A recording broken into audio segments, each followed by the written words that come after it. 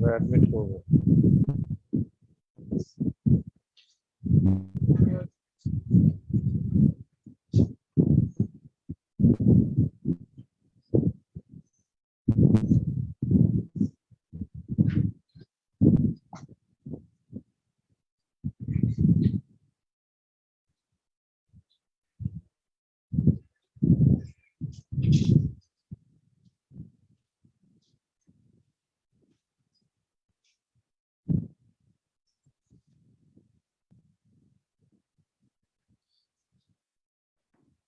This is the continuation of angina pectoris. We discussed in the last class what are the important drugs used in angina pectoris. You know, first of all, it is antiplatelet drugs. Then statin. Hello, boys, girls. Can you hear me? Yes, sir. Okay. Second drug, statin. So first one antiplatelet, second one is statin. These two drugs are mandatory. You must use these two drugs. Then nitrate, calcium channel blocker, and beta blocker. So you know the nitrates, there are so many forms of nitrates: sublingual nitrates, buccal nitrates, isosorbide dinitrates, glyceryl trinitrates. You know, nitrates, these are the drugs which causes vascular smooth muscle relaxation. Vessel, it may be artery or it may be vein.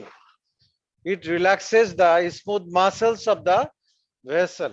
So what happens to the vessel? It dilates and increases the blood supply. So nitrates causes increased blood supply to the coronary vessels and decreases the preload of the heart and workload of the heart and decreases the angina.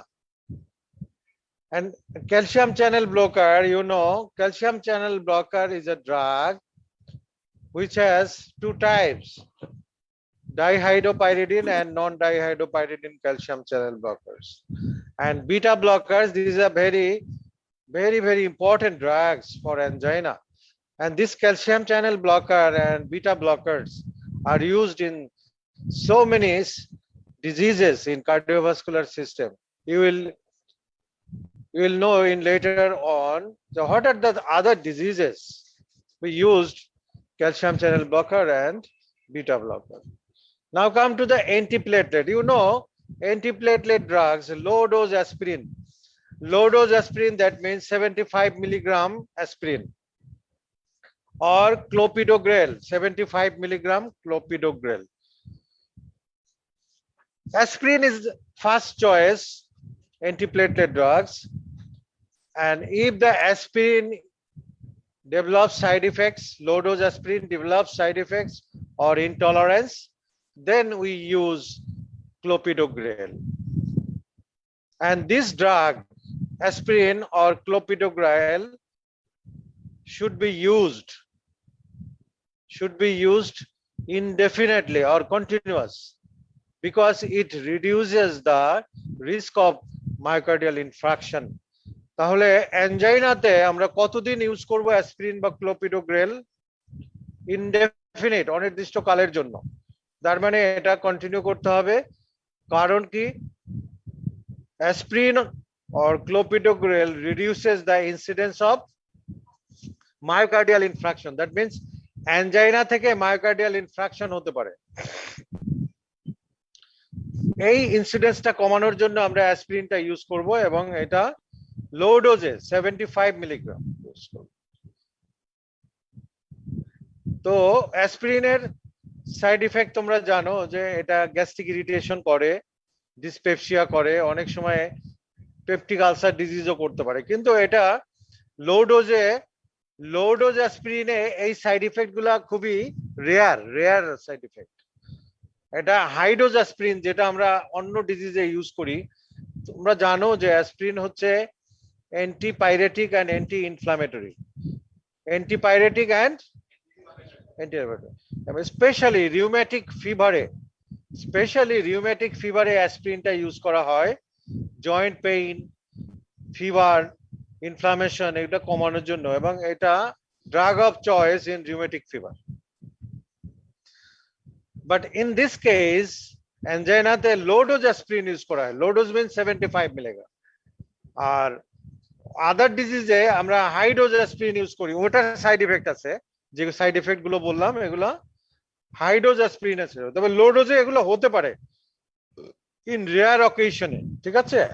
Side effect যদি হয় তখন আমরা আমাদের যে another option আছে clopidogrel, সেখানে চলে যাব। Now come to the statin. You know, statins, these are a very valuable drugs for lipid lowering agent. It is a lipid lowering agent. There are so many statins, you know, atorvastatin, rosuvastatin, pravastatin, simvastatin. তো এই statins এর মধ্যে এগুলো আমরা use করি যেহেতু আমরা জানি যে অ্যানজাইনা এটা হচ্ছে coronary artery disease narrowing, coronary artery narrowing due to atherosclerotic plaque. তো atherosclerosis বা atherosclerotic plaque এটা লিপিড অ্যাবনরমালিটির জন্য হয়ে থাকে। তো আমরা যদি অ্যান্টিলিপিড ড্রাগস ইউজ করি তাহলে অ্যাথেরোস্ক্লেরোসিস ইনসিডেন্সটা কমে যাবে, লিপিড সিনথেসিস এবং লিপিড লেভেল কমে যাবে। কমে গেলে তখন অ্যাথেরোস্ক্লেরোটিক প্লেক ফরমেশন বা প্লেক সাইজ এটা ছোট হয়ে আসবে এবং করোনারি আর্টারি ন্যারোয়িংটা কমে যাবে, ব্লাড সাপ্লাই ঠিক থাকবে এবং পেইনটা কম হবে বা পেইনটা হবে না, অ্যানজাইনাল পেইনটা হবে না। এই দুটো ড্রাগ অ্যান্টিপ্লেটলেট এবং স্ট্যাটিনস, এই দুটো ড্রাগ আমরা ইনডেফিনেটলি ইউজ করি। এর সাথে নাইট্রেট, সাধারণত আমরা সাবলিঙ্গুয়াল নাইট্রেটটাকে ইউজ করি প্রথমে, ইনিশিয়ালি সাবলিঙ্গুয়াল নাইট্রেটস। তোমরা জানো স্প্রে ফর্মে পাওয়া যায়, ট্যাবলেট ফর্মেও পাওয়া যায়। সাবলিঙ্গুয়ালি নাইট্রেটটা ইউজ করে। এটা কেন ইউজ করে, এটা ফার্মাকোলজিতে পড়েছো যে it prevents the bypass the first pass metabolism of nitrate in the liver. এই বাইপাস করার জন্যই আমরা সাবলিঙ্গুয়াল রুটটা ইউজ করি, because nitrates undergoes first pass metabolism.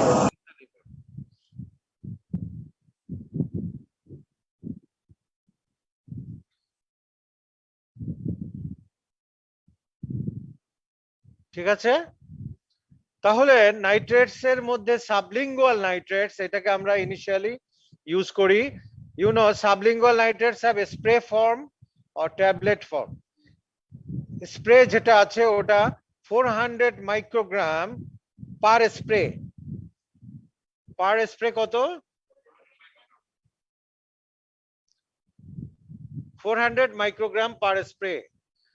তো আমরা সাধারণত দুইটা স্প্রে করি জিহ্বার নিচে যখন অ্যানজাইনা ডেভেলপ করে এবং পেশেন্টকে বলি যে রেস্টে থাকেন। 400 দুইটা স্প্রে করলে সাবলিঙ্গুয়ালি পেশেন্টের পেইন 2 থেকে 3 মিনিটের মধ্যে কমে যাবে। আর যদি স্প্রে না থাকে, এই জিটিএন ট্যাবলেট পাওয়া যায়, এটা তোমার 500 মাইক্রোগ্রাম, মানে 1 মিলিগ্রামের অর্ধেক। 1 মিলিগ্রামের অর্ধেক কত? 500 মাইক্রোগ্রাম ট্যাবলেট পাওয়া যায় কিনতে, সেটা সাবলিঙ্গুয়ালি প্লেস করে পেশেন্টকে রেস্টে থাকতে বলা হয়। 2 থেকে 3 মিনিটের মধ্যে তার পেইন চলে যায়। তাহলে নাইট্রেটস এটা হলো sublingual nitrates to reduce fast pass metabolism of nitrate. আরো নাইট্রেটস আছে যেমন আইসোসারবাইড ডাইনাইট্রেট, আইসোসারবাইড মনোনাইট্রেট, এগুলো সাবলিঙ্গুয়ালি দেওয়া হয় না, এগুলো ডাইরেক্ট ট্যাবলেট আকারেই খাওয়া হয়।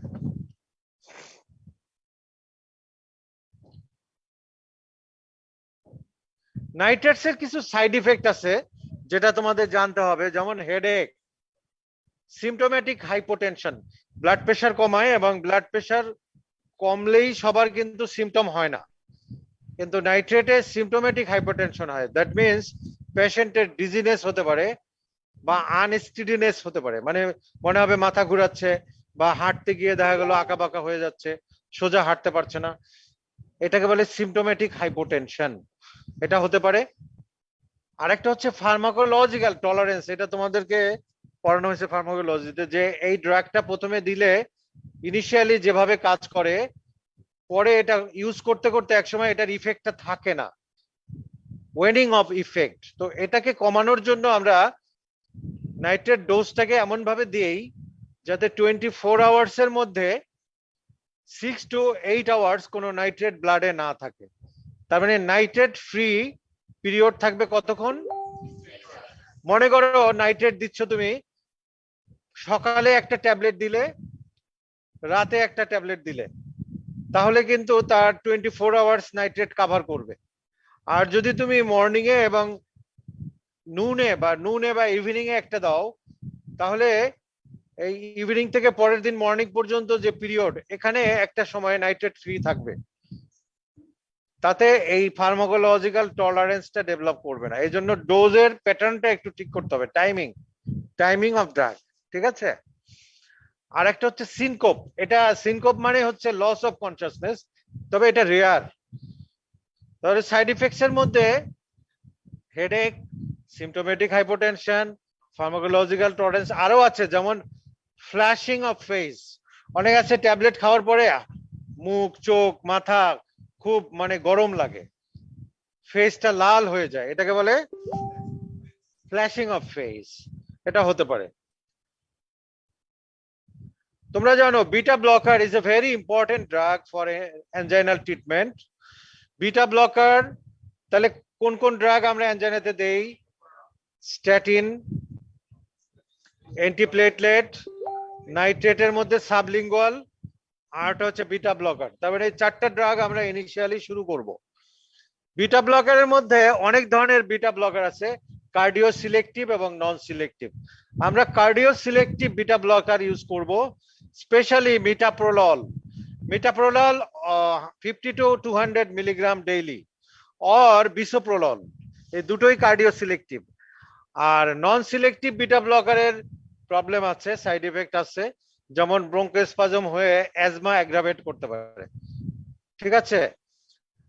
করোনারি আর্টারিও এটা রিভার্সলি দেখা গেল, তুমি দিচ্ছ করোনারি আর্টারি ডাইলেট করার জন্য, কার্ডিয়াক কন্ট্রাক্টিলিটি কমানোর জন্য, কিন্তু উল্টা করোনারি আর্টারি স্পাজম করতে পারে যদি তুমি নন সিলেক্টিভ বিটা ব্লকার দাও। তাহলে আমরা দিব কোন beta blocker? Cardio selective beta blockers. Beta ব্লকারের সাইড ইফেক্ট তোমাদের জানা আছে তো? ব্রেডিকার্ডিয়া, অনেক সময় অ্যাজমা অ্যাগ্রাভেট করতে পারে, ব্রঙ্কোস্পাজম হয়ে aggravation of asthma. Peripheral vascular disease যদি কারো থাকে, সেটাও অ্যাগ্রাভেট করতে পারে বিটা ব্লকারে। যদি কারো ডায়াবেটিস থাকে, ডায়াবেটিসটা আনকন্ট্রোলড হয়ে যেতে পারে, ব্লাড সুগার অনেক সময় বাড়ায়। তো this are the minimum side effects. Cardio selective যদি ইউজ করো, তাহলে এই সাইড ইফেক্ট গুলো একেবারেই রেয়ার বা হয় না বললেই চলে। দ্যাটস ওয়াই অনেক সময় হার্ট ফেলিউরের পেশেন্টকে, অ্যানজাইনা হার্ট ফেলিউর, তাকে বিটা ব্লকার দেওয়া যায় না, হার্ট ফেলিউর অ্যাগ্রাভেট হতে পারে। বিটা ব্লকার আমরা যেসব পেশেন্টকে দিই, হঠাৎ করে যদি উইথড্র করি, এটাকে বলে beta blocker withdrawal syndrome. Beta blocker withdrawal syndrome হতে পারে, এই জন্য সাডেনলি বিটা ব্লকার স্টপ করা যাবে না, এটা গ্রাজুয়ালি ট্যাপারিং করে বিটা ব্লকারকে উইথড্র করতে হয়। সাডেনলি যদি বন্ধ করো, তাহলে এটা এরিথমিয়া ডেভেলপ করতে পারে, হার্টের এরিথমিয়া হতে পারে, অ্যানজাইনা আরো অ্যাগ্রাভেটেড হতে পারে, অথবা এমআই ডেভেলপ করে যেতে পারে। এই জন্য বিটা ব্লকার সাডেনলি উইথড্র করা যাবে না। এটার নাম কি? Beta blocker withdrawal syndrome. Calcium channel blocker আমি বলেছিলাম যে এটা বিটা ব্লকারের অল্টারনেট হিসাবে ইউজ করা হয় যখন আমরা বিটা ব্লকার অ্যানজাইনাতে ইউজ করতে পারবো না, কন্ট্রাইন্ডিকেটেড। মনে করো অ্যাজমা, অ্যানজাইনা, অ্যাজমাও আছে, তখন আমরা বিটা ব্লকার দিব না, যেহেতু অ্যাজমা অ্যাগ্রাভেট করতে পারে। সেই ক্ষেত্রে আমরা দিব calcium channel blocker. Calcium channel blocker দুই ধরনের আছে, একটা হচ্ছে ডাইহাইড্রোপাইরিডিন ক্যালসিয়াম চ্যানেল ব্লকার, আর একটা হচ্ছে নন ডাইহাইড্রোপাইরিডিন ক্যালসিয়াম চ্যানেল ব্লকার। তো ডাইহাইড্রোপাইরিডিনের নাম দুটো তোমরা জানো, দুটো না আরো আছে, যেমন নিফিডিপিন আছে, অ্যামলোডিপিন আছে, নিকারডিপিন আছে, এই নিমিডিপিন আছে, ল্যাসিডিপিন আছে, সিলনেডিপিন আছে, অনেক ধরনের ডাইহাইড্রোপাইরিডিন ক্যালসিয়াম চ্যানেল ব্লকার আছে। আর নন ডাইহাইড্রোপাইরিডিন জানো তোমরা, ভ্যারাপামিল, ডিলটিয়াজেম, এরাও ক্যালসিয়াম চ্যানেল ব্লকার। কিন্তু দুইটা গ্রুপের মধ্যে ডিফারেন্স হচ্ছে ডাইহাইড্রোপাইরিডিন যেগুলো যেমন nifedipine, amlodipine causes tachycardia. Tachycardia এখন যাদের টেকিকার্ডিয়া ডেভেলপ, আমি আগেই বলেছি যে অ্যানজাইনা কিন্তু টেকিকার্ডিয়াতে ডেভেলপ বাড়তে পারে, অ্যাগ্রাভেট করতে পারে। তাহলে অ্যানজাইনাতে আমরা নিফিডিপিন বা অ্যামলোডিপিন না দিয়ে ভালো হয় ভ্যারাপামিল বা ডিলটিয়াজিম, মানে ভ্যারাপামিল ডিলটিয়াজিম হার্ট রেট বাড়ায় না। তাহলে দেখো একই গ্রুপের দুইটা মানে ক্যালসিয়াম চ্যানেল ব্লকারই, কেউ আছে হার্ট রেট বাড়ায়, টেকিকার্ডিয়া করে, পালপিটেশন করে, আবার কেউ আছে হার্ট রেট বাড়ায় না। তাহলে অ্যাজমা রোগী যদি বিটা ব্লকার আমরা না দিতে পারি, অ্যানজাইনা উইথ অ্যাজমা, তাহলে কোনটা দিব? ভ্যারাপামিল অথবা ডিলটিয়াজেমটা আমরা চয়েস করব। নিফিডিপিন বা অ্যামলোডিপিনটা করব না। কেন করব না? সমস্যা কি দেখো, এটাও দেওয়া যায় কিন্তু এটা টেকিকার্ডিয়া করে, তাই না? আবার অ্যাজমাতে কিছু ড্রাগ ইউজ করি আমরা, যেমন স্যালবিউটামল, অ্যামাইনোফাইলিন, থিওফাইলিন, ওরাও কিন্তু টেকিকার্ডিয়া করে। তাহলে মুশকিল হবে না? অ্যাজমা ড্রাগও টেকিকার্ডিয়া করছে, আবার অ্যানজাইনার ড্রাগও টেকিকার্ডিয়া করছে, তাহলে পেশেন্ট পালপিটেশন হতে পারে বা তার ডিসকমফোর্ট হতে পারে। এই জন্য আমরা অ্যাজমা অ্যানজাইনা যাদের থাকবে তাদেরকে আমরা ইউজ করব verapamil or diltiazem. There are some other drugs we use in angina. Potassium channel activator, potassium nicorandil, নাম শুনছো তোমরা? নিকোরান্ডিল। এরপরে ion channel antagonist, ivabradine. Boys and girls, can you hear me? Can you see me? Sir. Hello, can you see me? Yes, sir.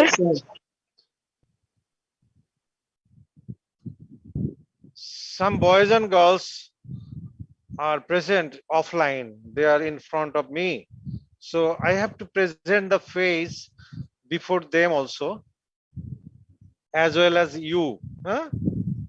Hello. Yes, sir. Yes, sir. So sometimes I am off screen and sometimes I am on screen, so there are some problem, huh?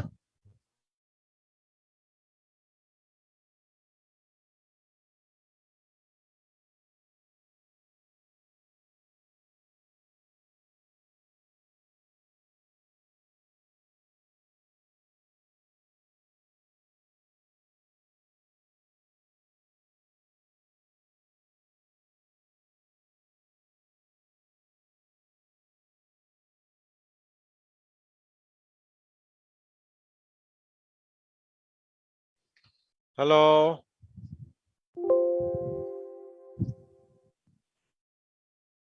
একটু wait করো, আসবে। Hello. Yes, sir.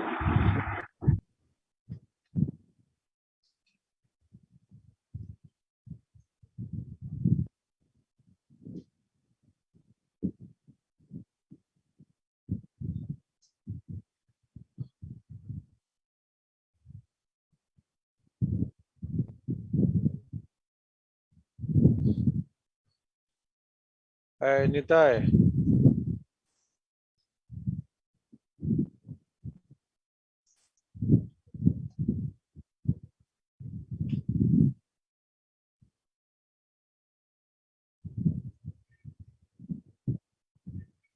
Hello, wait করো, wait করো, হ্যাঁ?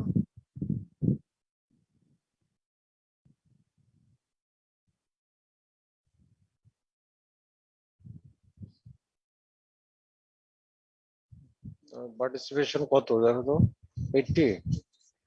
এটা minimise করো, minimise করো।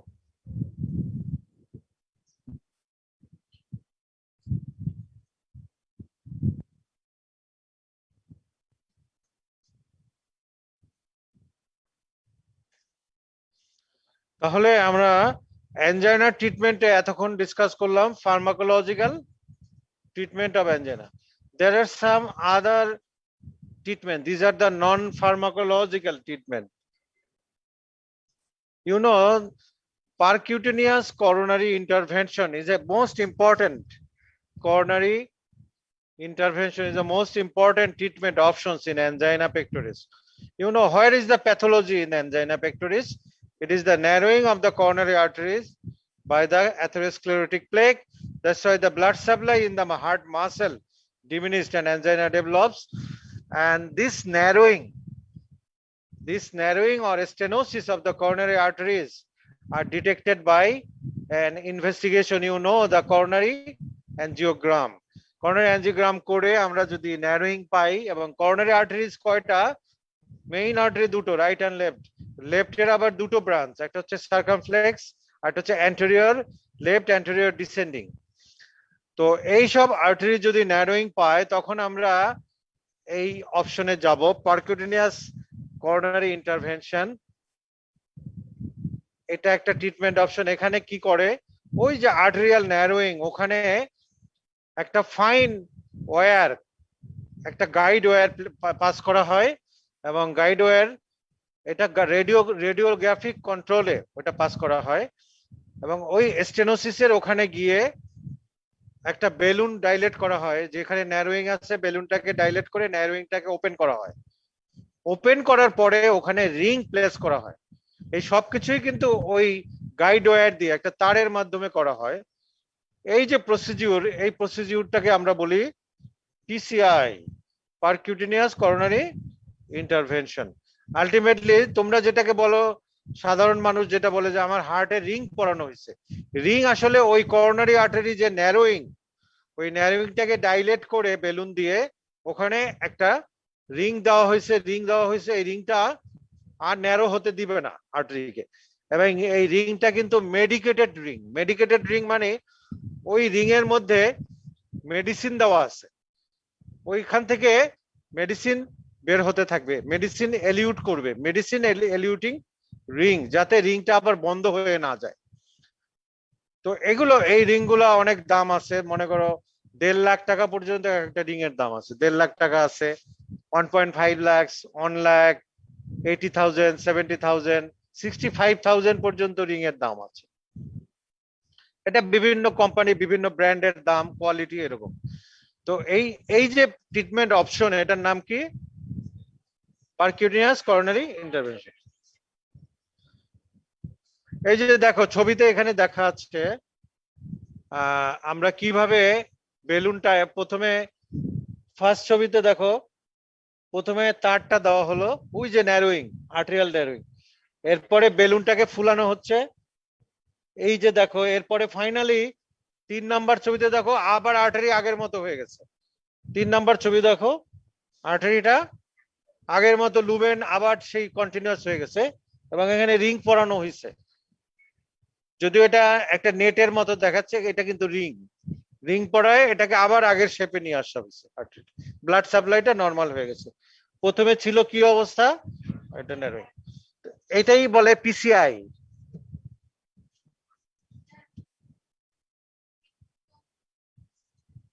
শেষ হয়ে যায়, এই জন্য তো রিং এর একটা হিসাব আছে। তোমাকে এর সাথে ফার্মাকোলজিক্যাল যে ট্রিটমেন্ট যেটা, ওটাও কন্টিনিউ করতে হবে, ঠিক আছে? এখন বলো এই ডিজিজটা হয় কত বছর, মানে আইডিয়ালি, এর তো হিসাব নাই কোনো। আইডিয়ালি বা কমনলি সাধারণত ইট ডেভেলপস আফটার 40 বা 45। তাহলে ওরা হিসাব করে যে এটা কয় বছর চলবে, তোমার লাইফ এক্সপেক্টেন্সি কত, এভারেজ মনে করো 80 ইয়ার্স, তাহলে 45-এ পড়ালো, 80 ইয়ার্স, 35 ইয়ার্স পর্যন্ত যাবে, ওই হিসাব করা, দামটাও ওইভাবে সেট করা, ঠিক আছে?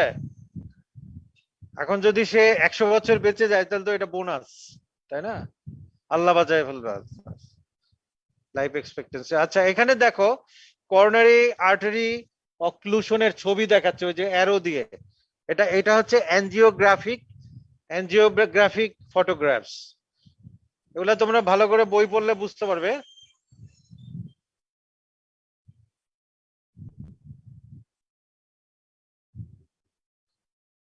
ওই আগের ছবিটাই দেখো, এই যে ন্যারোয়িং দেখছো, এই যে অ্যারো দিয়ে কিভাবে একটা হেয়ার লাইন ন্যারোয়িং, এটাই ট্রিটমেন্ট। পিসিআই করার পরে দেখো, পিসিআই করার পরে কি অবস্থা হয়েছে দেখছো তো?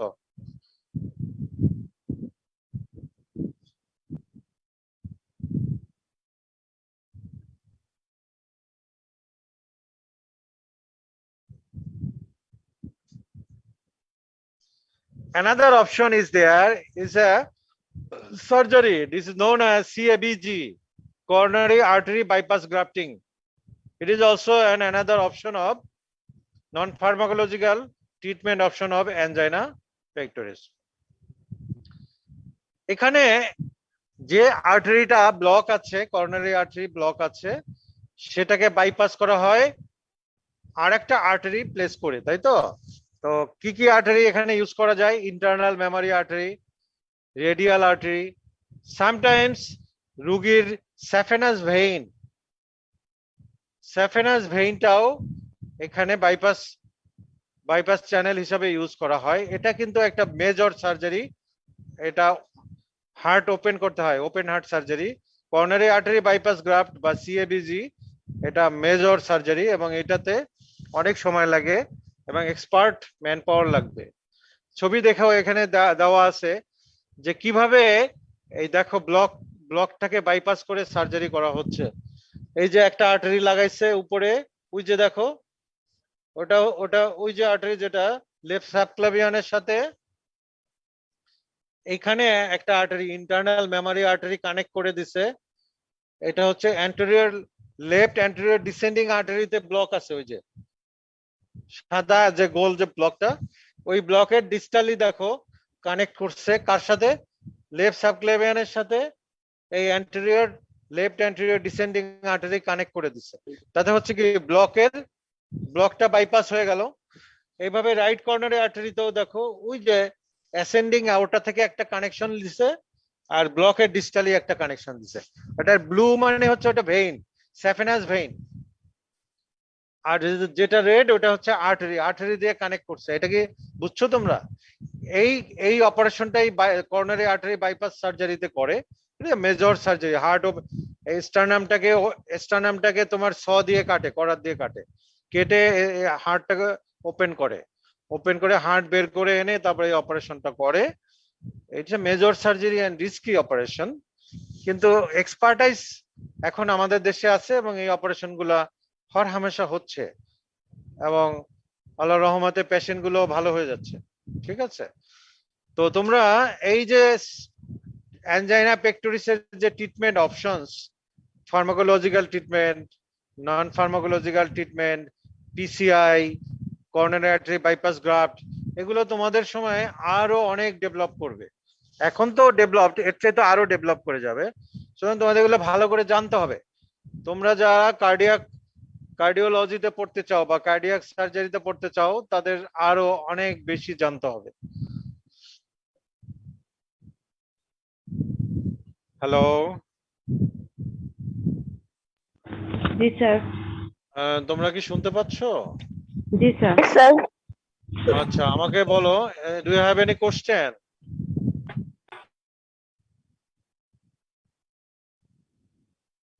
হ্যাঁ, এই যে যেমন ইন্টারনাল মেমোরি আর্টারি, তোমরা আরো আছে রেডিয়াল আর্টারি। এটা পেশেন্টের নিজের রেডিয়াল আর্টারি বা নিজের ইন্টারনাল মেমোরি আর্টারিটা নেওয়া হয়, অথবা পেশেন্টের স্যাফেনাস ভেইন নেওয়া হয়, ওখান থেকে কেটে এনে এরপর এখানে কানেক্ট করা হয়। Any other question? স্যার যেখান থেকে স্যার আর্টারি টানা হলো স্যার ওইখানে পরে ব্লাড সার্কুলেশন কিভাবে হবে? একটা ভালো কোশ্চেন করছে, যে যেখান থেকে রেডিয়াল আর্টারি হাত থেকে কেটে নিল, তাই না? তাহলে এখানে কি হবে?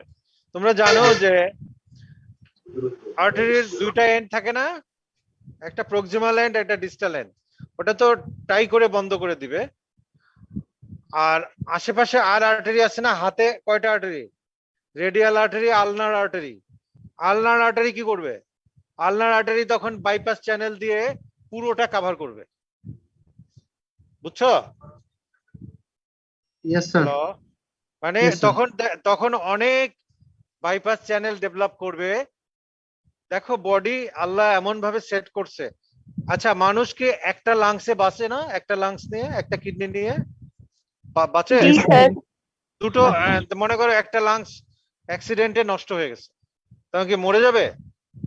কিডনি নষ্ট No, হয়ে গেছে sir. একটা, মরবে না, সে সার্ভাইভ করবে। তার মানে every organ has a very special power, very special reserve পাওয়ার।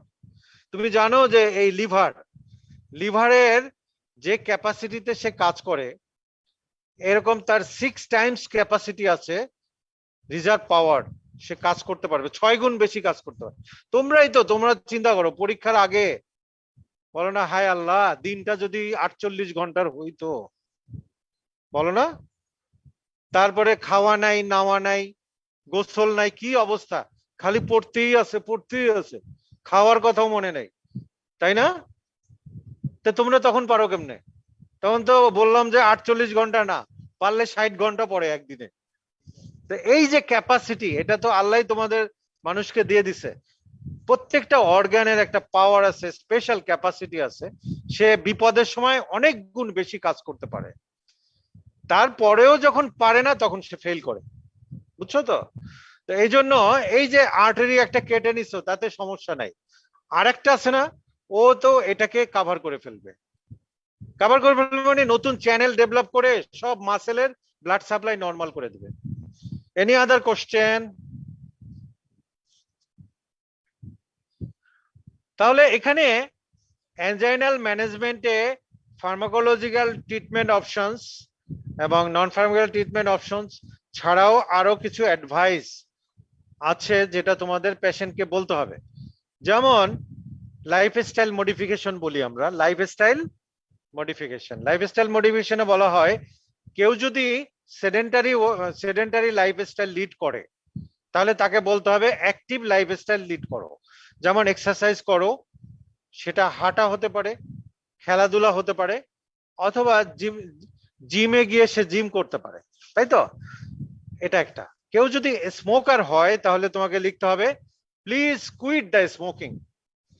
কেউ যদি অ্যালকোহলিক হয় তাহলে বলতে হবে প্লিজ কুইট দ্য অ্যালকোহল, অথবা please reduce the alcohol consumption.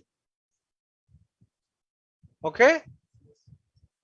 তারপরে ডায়েটারি মডিফিকেশন কিছুটা আছে, যেমন ফ্যাটি মিল যেগুলো আছে, অনেকে আছে যেমন স্ন্যাক্স পছন্দ করে, তো এইসব পেশেন্টদেরকে তোমাকে অ্যাডভাইস করে লাইফস্টাইল মডিফাই করে তার ডায়েটটাকে ঠিক করে দিতে হবে, ডায়েটারি মডিফিকেশন করতে হবে।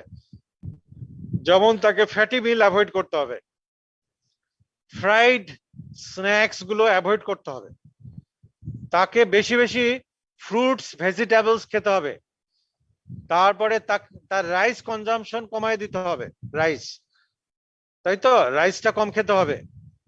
তারপরে তাকে রুটিটা তাকে প্রেফার করতে হবে, রাইসের চেয়ে রুটি ভালো, এনার্জি দেয়, কিন্তু রাইসে কিন্তু লিপিড অ্যাবনরমালিটি করতে পারে, যেমন ট্রাইগ্লিসারাইডটা রাইসে বেড়ে যায়, এই জন্য রাইস কনজাম্পশনটা কম করতে হবে। কারো যদি ডায়াবেটিস এবং হাইপারটেনশন থাকে অ্যানজাইনার সাথে, those diabetes and hypertension should be control. তাহলে এই যে অ্যাডভাইস গুলো, এটাও কিন্তু সাইড বাই সাইড তোমাকে এটা করতে হবে, অ্যানজাইনা ম্যানেজমেন্টে এই কাজগুলোও করতে হবে। তাহলে পারবে অ্যানজাইনা কিভাবে এটা সিমটম হচ্ছে, কিভাবে ইনভেস্টিগেশন হলো, কিভাবে ম্যানেজমেন্ট হলো, ফার্মাকোলজিক্যাল নলেজ সবকিছু হয়। So do you have any question, boys and girls? G Any sir. other question? বলো। জি স্যার। স্যার এখানে যে যে বাইপাসটা করছে স্যার, এটা দেখতে পাচ্ছি স্যার ব্লক আর্টারি যেখানে হয়েছে তার সামনে করছে স্যার। তো স্যার এখানে তো ব্লাড সাপ্লাই পাবে স্যার করোনারি আর্টারি, কিন্তু স্যার ব্লকের এই যে পেছনের যে জায়গাটা স্যার, ওখানে স্যার কিভাবে মানে ওই যে blood টা তোমাকে পাবে, স্যার? বললাম দেখবা বাইপাস চ্যানেল যেটা আছে, বাইপাস চ্যানেল তো ডিস্টালি দিবে, আর প্রক্সিমালি তো ওই আর্টারির নিজের ব্লাড সাপ্লাই থেকে চলবে, ওর নিজের ব্লাড সাপ্লাই ওই পর্যন্ত তো আছে। জি হ্যাঁ বুঝছি স্যার। আর তারপরেও যদি কোনো জায়গায় শর্ট পড়ে, দেখো সাইড চ্যানেল ডেভেলপ করবে, ছোট ছোট ব্লাড ভেসেল তৈরি হবে। এই ভাস্কুলারাইজেশন বলে এটাকে, এই ভাস্কুলারাইজেশন হয়ে সেই চ্যানেলগুলো ওই টিস্যুটাকে সাপ্লাই দিবে।